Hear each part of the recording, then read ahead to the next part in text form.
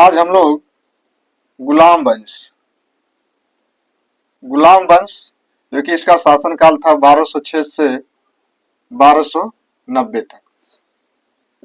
1206 से 1290 तक यह जो कि गुलाम वंशों ने शासन किया आपके दिल्ली सल्तनत पर। ठीक है, तो गुलाम वंश का जो है कि यह आपका चलेगा। इससे पहले हम लोगों ने पढ़ चुके हैं आपका लोधी वंश और मैंने आपको तुगलक वंश, तुगलक वंश, लोधी वंश। अब हम लोग यहाँ आ गए कहा गुलाम वंश। हमने पहले जो कि जो छोटा सा वंश था जो कि उससे खत्म किया। अब हम लोग गुलाम वंश की तरफ आते हैं। दिल्ली सल्तनत पर जो है कि सबसे प्रथम वंश शासन करने वाला था तो गुलाम वंश था। गुलाम वंश, गुलाम वंश, गुलाम वंशों ने कितने वर्षों तक शासन किया है तो इनका शासन काल जो कि समय अवधि आप निकाल सकते हैं 1206 से 1290 तक। ठीक है, 1206 से 1290 तक जो है कि गुलाम वंशों का शासन काल की समय अवधि है। सबसे ज्यादा जो कि तुगलक वंश ने, सबसे कम जो कि आपका खिलजी वंशों ने शासन किया। दिल्ली सल्तनत पर शासन करने वाले जो कि 5 राजवंश हम लोग पढ़ते हैं। प्रथम जो कि गुलाम वंश, दूसरा आपका खिलजी वंश, तीसरा आपका तुगलक वंश, सैयद वंश, लोधी वंश। जब 1526 तक, 1206 से 1526 तक आपका ये दिल्ली सल्तनत पर जो कि शासन करते थे। ठीक है, और जब आपका बाबर आएगा, पानीपत का प्रथम युद्ध लड़ेगा 21 अप्रैल 1526 तक। 21 अप्रैल 1526 तक जब बाबर आ जाएगा, पानीपत का प्रथम युद्ध जब लड़ेगा तो उसका जो है कि पूर्ण विचार बना लेता है कि नहीं अब जो है कि भारत में ही रहना है। कई बार उसने आक्रमण किया लेकिन वह आक्रमण करके चला जाता था, लेकिन पानीपत का प्रथम युद्ध लड़ा और जीत भी गया तो उसने विचार बना लिया कि अब भारत में ही रहेंगे। तो ये जो कि दिल्ली सल्तनत पे हम लोग गुलाम वंश तक पहुंच चुके हैं। गुलाम वंश जो कि 1206 से 1290 इनका शासनकाल की समय अवधि है। आप जानते हैं कि इससे पहले जो है कि अरबों का आक्रमण हुआ था। ठीक है, जब आपका ये देखिए गुलाम वंश का संस्थापक था तो कुतुबुद्दीन ऐबक, कुतुबुद्दीन ऐबक जो है कि गुलाम वंश का संस्थापक था। गुलाम वंश का संस्थापक कुतुबुद्दीन ऐबक था, कुतुबुद्दीन ऐबक था। देखिए लेकिन वास्तविक पूछा जाए तो इल्तुतमिश है, क्योंकि इल्तुतमिश जब उत्तराधिकारी बना तो इसने जो है कि अपने साम्राज्य का अधिक जो कि विस्तार किया। इसने अपने प्रशासन में जो है कि प्रशासन जो है कि बेहतरीन ढंग से इसका गठन करता है। इल्तुतमिश जो है कि तुर्कान ए चहलगामी एक संगठन भी बनाता है, संगठन बनाता है। वो जो है कि 40 तुर्कों का वो दल था और उसे तुर्कान ए चहलगामी या चालीसा दल जो कि इल्तुतमिश की बनाई हुई है। जब इल्तुतमिश ने तुर्कान ए चहलगामी का गठन किया, जब उसकी मृत्यु हो जाती है इसकी इल्तुतमिश की, तो अगला शासक जो है कि बलबन बनेगा। बलबन जब वह गद्दी पर बैठेगा, जब उसका राज्याभिषेक होगा तो वह जो है कि तुर्कान ए चहलगामी को खत्म कर देगा। तुर्कान ए चहलगामी खत्म। ठीक है, तो आ जाइए इधर। तो जब इसकी राजधानी कहाँ थी तो लाहौर, और इसका जो हेडक्वार्टर बनाया गया था आपका इंद्रप्रस्थ जो है कि आपका दिल्ली को कहता है। दिल्ली जो है कि वर्तमान में चल रहा है दिल्ली, लेकिन इसका पहले नाम था इंद्रप्रस्थ। और कुतुबुद्दीन जो है कि ऐबक, ऐबक ही जो है कि गुलाम वंश का क्या है संस्थापक है। गुलाम वंश का संस्थापक कौन है तो ऐबक है। हाँ, इसे देखिए उपाधि कई उपाधियां से दी जाती है इसे। पील बख्श हाथियों को दान करने वाला, लाख बख्श लाखों में दान करने वाला था। एक ये वाली आपकी कुरान ख्वा, कुरान ख्वा की जो है कि कुरान उल ख्वा, कुरान उल ख्वा ये किसकी उपाधि थी तो आप कहेंगे कुतुबुद्दीन ऐबक की। कुतुबुद्दीन ऐबक की यह उपाधि थी कुब्बत उल सॉरी कुरान ख्वा कुरान ख्वा की उपाधि, क्योंकि यह कुरान का ज्ञाता था, यह कुरान जो कि पढ़ता था और यह कि कुरान प्रेमी था, इसीलिए इसे कुरान ख्वा की उपाधि कुतुबुद्दीन ऐबक को दी जाती है। पील खाना, पील का मतलब है हाथी, और हाथियों को दान करने वाला था, इसीलिए इसे पील खाना की उपाधि दी जाती है।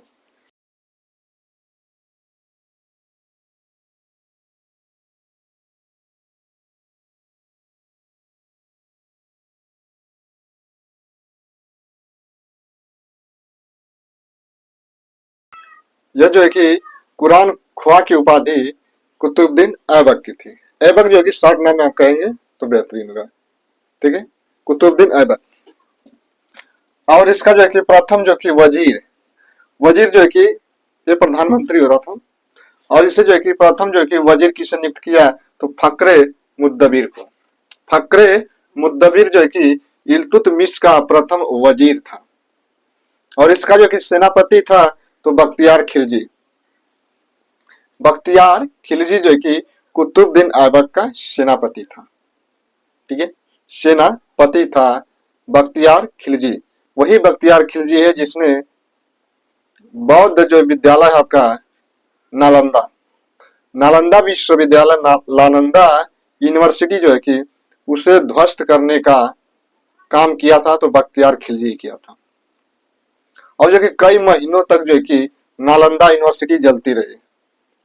नालंदा यूनिवर्सिटी जलती रही, जलने का कारण क्या था? पहले की जो ग्रंथ जो बुक लिखी जाती थी वह आज के समय की पन्ने पर नहीं लिखे जाते थे। पहले जो कि पेड़ों के छालों पर लिखे जाते थे, जो भी ग्रंथ लिखी जाती थी पेड़ के छाल पर उसे लिखा जाता था, और उसको जो है कि बहुत सी आपकी ग्रंथ थी नालंदा यूनिवर्सिटी में। तो बख्तियार खिलजी को जो है कि एक बीमारी हुई थी, उसी बीमारी का जो है कि भाई बख्तियार खिलजी तो मुस्लिम था और इधर हिंदू थे, उससे की बीमारी हो गई थी, और उस बीमारी का एक जो है कि उसके दरबार में थे, उसने ही बताया कि जो आपका नालंदा एक यूनिवर्सिटी है, आप जो कि वहां पर जाएंगे तो वहां पर, क्योंकि वहां पे चिकित्सक बहुत अधिक डॉक्टर हैं, बहुत अधिक जो है कि डॉक्टर है वहां पे जो है कि चिकित्सा की ही पढ़ाई ज्यादा होती है। आप वहां जाएंगे, वहां से आप जो है कि इलाज कराएंगे तो आपका ठीक हो जाएगा। और वह जो है कि वो तो चला आता है, ठीक है भाई, यह हिंदू धर्म से तो नफरत करता ही था। तो वह जो कि पुस्तक को क्या करने लगा, इन्होंने कोई दवा तो कोई खाएगा नहीं, ये बख्तियार खिलजी दवा भी नहीं खाएगा, तो उन तो यहाँ के बौद्ध भिक्षु ने क्या, उसकी इलाज कैसे ठीक हुई, तो वो जो कि पन्ना, जब वो छाल को पढ़ा जाता था, आप भी पढ़ेंगे किताबों को, तो जो है कि थोड़े से पन्ने को जब सड़ जाता है तो उसे खुलाने के लिए थोड़ा सा आप अपने मुख से लगाते हैं, मुख से लगाते हैं तो थोड़ा सा उसे कहीं पन्ना सटा हो तो उसे निकाल देते हैं, ठीक है। तो वह उसी पन्ने पर जो है कि एक जो है कि लेयर की तरफ जो है कि उस पर दवा पोत दी, वो दवा पोत दी गई थी, दवा जो है कि पोत दी गई थी, दवा पोत दी गई थी। अब उसी का जो है कि वो अध्ययन जब करता था, वो पन्ने को उल्टा उलाटता था, तो वह जय बार मुंह पर लगाता था, उसकी बीमारी जो है कि इसी प्रकार जो है कि उसकी बीमारी ठीक हो जाती है, बीमारी उसकी ठीक हो जाए। और जब उसे यह एहसास हुआ कि मेरी बीमारी जो है कि ठीक हो गई, मेरी बीमारी ठीक हो गई, तो उसने सोचा कि ये कैसे हो गया, यह कैसे हो गया कि मेरा दवा भी नहीं हुआ और बीमारी ठीक हो गई। तब उसे बाद में पता चला कि जो पन्ने व जो आपका छाल थे जिस पर ग्रंथ लिखे गए थे, उसको छाल को जब वो हटा रहा था, ठीक है, तो वह जो है कि उसे मुंह पर लगा रहा था, तो उसमें जो है कि एक दवा पोती गई थी पहले से।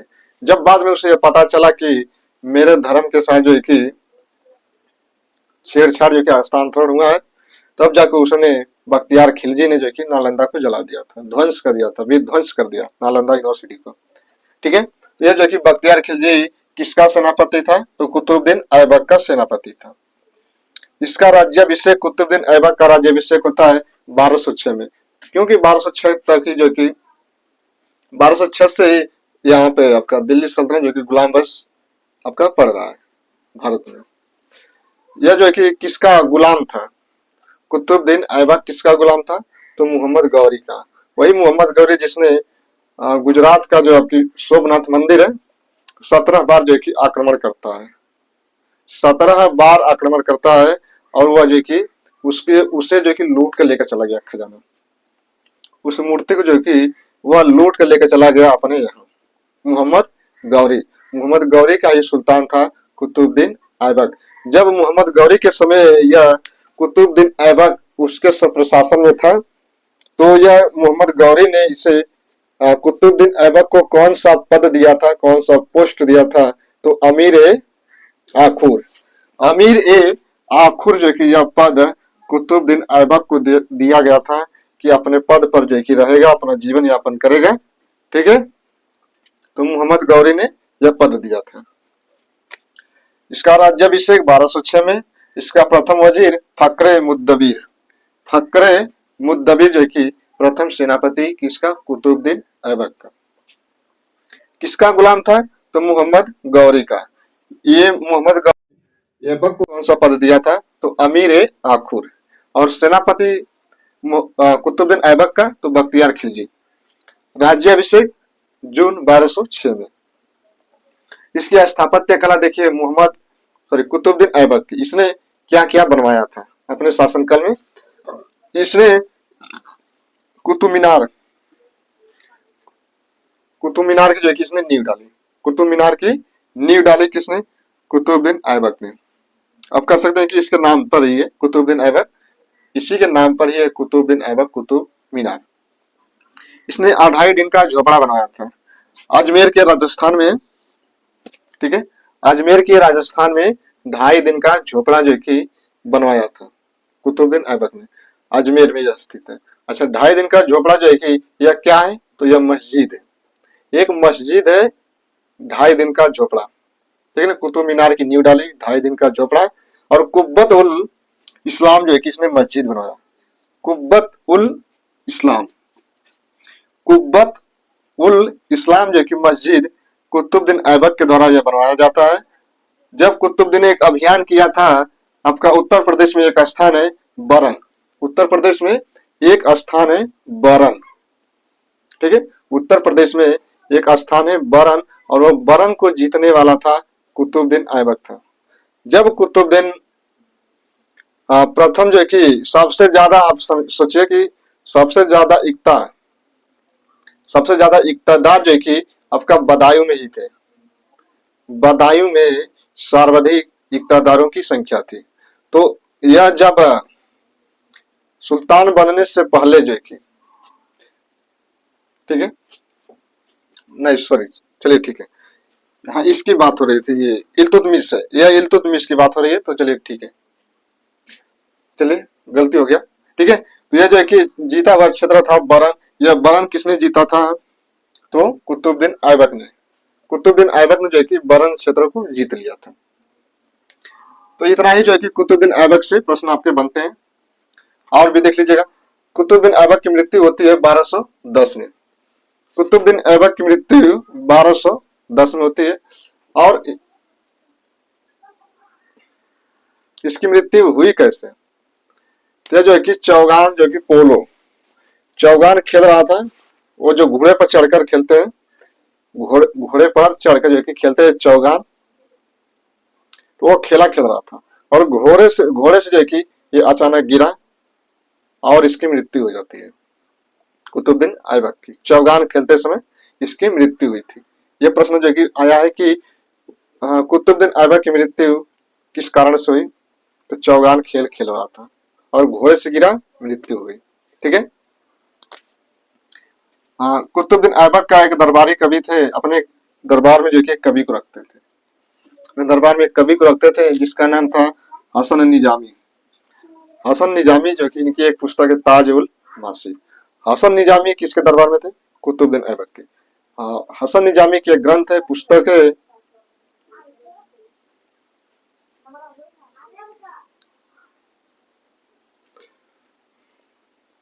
हसन निजामी की एक पुस्तक है ताज उल मासिर। ये कुतुबुद्दीन ऐबक की मृत्यु कब हुई? 1210 में, क्योंकि 1206 से 1210 तक जो है कि कुतुबुद्दीन ऐबक ही था गद्दी पर। अब जो है कि इसका मृत्यु हो जाता है तो अब उत्तराधिकारी कौन बनेगा? तो आराम शाह। आराम से बैठो ऐबक, ऐबक हमारा आराम हो गया, तो आराम शाह जो है कि उत्तराधिकारी बनता है। ठीक है। अब देखिए आराम शाह का वो कोई बड़ा शासन नहीं था, उसका बड़ा शासनकाल नहीं है, बस कल 1210 से बैठा, उसका काम खत्म हो गया। अगला शासक बनेगा तो आपका इल्तुतमिश। इल्तुतमिश जो है कि आराम शाह की हत्या करेगा। 1210 में जो है कि इल्तुतमिश का शासनकाल जो कि शुरुआत होता है। 1210 से जो है कि इल्तुतमिश जो कि गद्दी पर बैठ जाएगा। अब जो कि इल्तुतमिश यही है इल्तुतमिश जिसने तुर्कान ए चहलगामी जो कि 40 तुर्कों का एक दल था, 40 तुर्कों का एक दल था, जिससे हम लोग कहते हैं कि तुर्कान ए चहलगामी। गठन तो यह करता है, लेकिन जो है कि इसका जो तुर्कान ए चहलगामी है, इसको समाप्त किसने किया? तो बलबन ने, गयासुद्दीन बलबन को हम पढ़ेंगे तो उसमें जो है कि पता चलेगा कि तुर्कान चहलगामी कौन गठन किया और किसने समाप्त कर दिया। वही बलबन है जिसने लौ और रक्त की नीति को अपनाता है। ठीक है। तो यह जो है कि इल्तुतमिश, देखिए अब हो गया ना, यहाँ से आप समझिए। यहाँ पे आप जो है कि ध्यान देकर पढ़ाई करिए, ध्यान देकर जो है कि इस पर देखिए कि ध्यान दीजिए कि हमने ऐबक को पढ़ लिया, अब हम लोग इल्तुतमिश को पढ़ने जा रहे हैं। अब ऐबक का नाम नहीं आना चाहिए, इल्तुतमिश का नाम आना चाहिए। ठीक है। इल्तुतमिश का जो है कि शासन काल होता है 1210 से 1236 तक। इल्तुतमिश जो है कि भारत में तुर्की शासन का वास्तविक संस्थापक है, वास्तविक संस्थापक है, ऐबक नहीं है, इल्तुतमिश है। कौन है? इल्तुतमिश जो है कि दिल्ली सल्तनत का वास्तविक संस्थापक है, मतलब कह सकते हैं तुर्कों का वास्तविक संस्थापक तो इल्तुतमिश था, ऐबक नहीं था। ठीक है। इसकी एक उपाधि है गुलामों का गुलाम, बहुत बार एक एग्जाम में बना है, इससे आप जो कि स्टार पॉइंट बना लेना, क्योंकि ये बहुत बार एग्जाम में पूछा गया है कि गुलामों का गुलाम किससे कहा जाता है, तो आप कहेंगे इल्तुतमिश को। इल्तुतमिश को ये गुलामों का गुलाम था। सुल्तान ए सईद, भाग्यशाली सुल्तान। हाँ देखिए, सुल्तान ए सईद भाग्यशाली सुल्तान था। यह उपाधि जो है कि इल्तुतमिश की है, सुल्तान ए सईद। यह भी जो है कि आप स्टार पॉइंट कर लेना, यह भी जो है कि प्रश्न में कई बार जो है कि आ चुका है। सबसे ज्यादा मकबरा जो है कि इसी के समय बनता है, इसलिए इसे कहा जाता है कि मकबरों का पितामह इल्तुतमिश। इल्तुतमिश जो है कि यह कहा जाता है इसे कि मकबरों का पितामह। मकबरों का पितामह कौन? इल्तुतमिश से। ठीक है। इसने जो एक संगठन बनाया था तुर्कान ए चहलगामी। तुर्कान ए चहलगामी या 40 तुर्कों का यह संगठन था। इसमें जो है कि सबसे अधिक उम्र दराज के लोग रहते थे इसमें, इसीलिए जो है कि बलबन इसको खत्म कर देता है। यह तुर्कान ए चहलगामी जो संगठन था, यह जिसे चाहते थे उसे उत्तराधिकारी बनाते थे, जिसे नहीं चाहते थे वो नहीं, उससे नहीं बनाते थे। तुर्कान चहलगामी के तहत जो है कि रजिया सुल्तान भी आपका बनेगी, रजिया सुल्तान। ठीक है। तो तुर्कान है चहलगामी। हाँ देखिए, जब आपका इल्तुतमिश सुल्तान बना तो उससे पहले जो है कि ये कहाँ का इक्तेदार था, तो आप कहेंगे बदायूं। बदायूं कहाँ पड़ता है आपका? तो उत्तर प्रदेश में, उत्तर प्रदेश के आपके बदायूं में यह इक्ता के पद पर था, यह इक्तादार था। यह जो कि ऐबक का दामाद है, ऐबक का दामाद था। कौन? कुतुबुद्दीन। कुतुबुद्दीन ऐबक का दामाद इल्तुतमिश था। इल्तुतमिश कुतुबुद्दीन ऐबक का दामाद था। उसने आराम शाह को हत्या कर दिया। आराम शाह की हत्या करने के बाद जो कि अगला शासक बनता है तो इल्तुतमिश। इल्तुतमिश जो है कि अगला शासक बनता है, और यह इसकी जो उपाधि है सुल्तान ए सईद, मकबरों का पितामह। सुल्तान बनने से पूर्व यह कहाँ का इक्तदार था, तो आप कहेंगे बदायूं में, और सबसे ज्यादा इक्तदार यहीं पर थे। बदायूं में। एक इक्तादार क्या होता था भाई, जैसे ये लोग सुल्तान को अपनी सेवा देते थे, सुल्तान को अपनी सेवा देते थे, और इन्हें जो सुल्तान उसके बदले इन्हें इक्ता दे देता था कि आप जो है कि इक्ता इक्ता ले लीजिएगा, आप अपना जो कि परिवार का भरण पोषण कीजिएगा कीजिएगा, ठीक है। वही जो है कि आपकी आय होगी, वही आपका आय वही है, आपका इक्ता दे दिया जाता है, आप उतने क्षेत्र में जो है कि इक्तादारी करेंगे, ठीक है। तो यह जो कि इक्ता व्यवस्था थी, सबसे ज्यादा इक्ता तो बदायूं में थे, और इसने संगठन बना दिया था तुर्कान ए चहलगामी, ठीक है। तो यह जो है कि आपका, अब हम लोग देखिए, अब अगले क्लास में हम लोग, अगले भाग में हम लोग इल्तुतमिश से ही स्टार्ट करेंगे, इल्तुतमिश से ही स्टार्ट करेंगे, ठीक है। तो यह जो कि एक बार हम लोग अब क्या कर लेते हैं, फटाफट जो है कि रिवीजन कर लेते हैं, ठीक है। रिवीजन कर लेंगे तो ताकि जो है कि रिवीजन करने से आपको ज्यादा अभ्यास हो जाएगा, ठीक है। तो जो है कि पढ़ने के साथ साथ रिवीजन भी, क्योंकि रिवीजन जल्दी करने का मन नहीं करता है, ठीक है। तो रिवीजन साथ साथ करिएगा, बेहतर जो कि आप जाएंगे, ठीक है। तो हम लोग रिवीजन करते हैं। तो दिल्ली सल्तनत का संस्थापक कौन था, तो आप कहेंगे कि कुतुबुद्दीन ऐबक। कुतुबुद्दीन ऐबक जो है कि दिल्ली सल्तनत का संस्थापक है, लेकिन वास्तविक जो कि नहीं है। वास्तविक कौन है, तो इल्तुतमिश है। कुब्बत उल इस्लाम जो है कि यह मस्जिद का निर्माता कौन है, तो आप कहेंगे कुतुबुद्दीन ऐबक है। 2.5 दिन का झोपड़ा है राजस्थान में, अजमेर जिला, ठीक है। 2.5 दिन का झोपड़ा राजस्थान अजमेर में, कुब्बत उल मस्जिद का इस्लाम जो मस्जिद है इसने बनवाया था। इसने एक और जो है कि बनवाया था 2.5 दिन का झोपड़ा, 2.5 दिन का झोपड़ा है यह भी जो है कि, और कुतुब मीनार की जो है इसने नींव डाली थी, कुतुब मीनार की इसने नींव डाल दी। इसी की मृत्यु हुई थी चौगान खेलते समय, जो कि पोलो खेलते समय घोड़े से गिरा और इसकी मृत्यु हो गई, ठीक है। कुतुबुद्दीन ऐबक का जो प्रथम वजीर था फक्रे मुद्दबीर, फक्रे मुद्दबीर जो है कि कुतुबुद्दीन ऐबक का सेनापति था। मोहम्मद गौरी का यह गुलाम था कुतुबुद्दीन ऐबक। जब मोहम्मद गौरी के यह गुलाम था, उस समय जो है कि मोहम्मद गौरी ने इसे एक पद दिया था, जिसका पद का नाम है अमीर ए आखुर, ठीक है। घुड़सवारी करता था, अमीर ए आखुर का पद जो है कि कुतुबुद्दीन ऐबक को मोहम्मद गौरी दिया था, मोहम्मद गौरी का गुलाम था। कुतुबुद्दीन ऐबक की मृत्यु होती है 1210 में, और जब इसकी मृत्यु होती है तो अगला उत्तराधिकारी आराम शाह शासक बनता है। कुतुबुद्दीन ऐबक की जब मृत्यु हुई, ठीक है, उसके एक दरबार में जो कि विद्वान रहते थे, कवि रहते थे, जिसका नाम था ताज उल मासिर हसन निजामी थे। ताज उल मासिर उनकी पुस्तक है, और हसन निजामी उसके दरबार में रहते थे।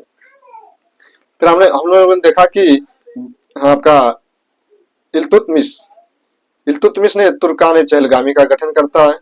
इसे गुलामों का गुलाम कहा जाता है, इल्तुतमिश को गुलामों का गुलाम कहा जाता है, ठीक है। और मकबरों का पितामह, और इसे सईद, यह देखिए आपके सुल्तान ए सईद, भाग्यशाली सुल्तान।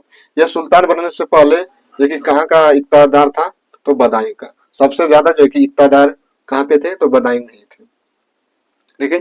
तो जो कि हम लोगों ने रिवीजन भी कर लिया। इसी तरह जो कि हम लोग लास्ट में पढ़ने के बाद जो कि रिवीजन कर लेते हैं, रिवीजन करेंगे, ठीक है। करना जो कि बहुत जरूरी है, ताकि आप जल्दी भूले ना चीजों को, ठीक है। तो हमेशा जो कि रिवीजन करते रहना, ठीक है। कई बार इसको देख लेना, आपको क्लियर हो जाएगा, ठीक है। लगभग जो है कि सारे डाटा इसमें कलेक्ट किए गए हैं, ठीक है। तो बस इतना ही, ठीक है। तो अब हम लोग मिलेंगे अगली क्लास हमारी जो होगी, ठीक है। अगली क्लास में हम लोग इसी को देखेंगे, किसको, इल्तुतमिश को, इल्तुतमिश को देखेंगे, ठीक। अगली क्लास है आएगी, देख लेंगे। तो आज के लिए इतना है। आप जो कि अपनी स्ट्रेटेजी को थोड़ा सा अपडेट करते रहना, ठीक है। तो इतना है आज के लिए। जय हिंद, जय भारत।